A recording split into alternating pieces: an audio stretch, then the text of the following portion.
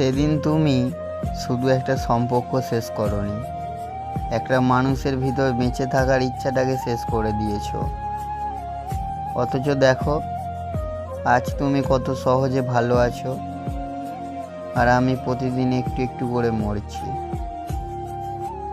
ব্রেকআপের পর মানুষ মরে যায় না, শুধু হাসির আড়ালে একটা মস্ত বড় নীরবতা লুকিয়ে রাখতে শিখে যায়। মানুষটা ঠিকই বেঁচে থাকে, শুধু তার ভিতরে একটা আমি হারিয়ে যায়।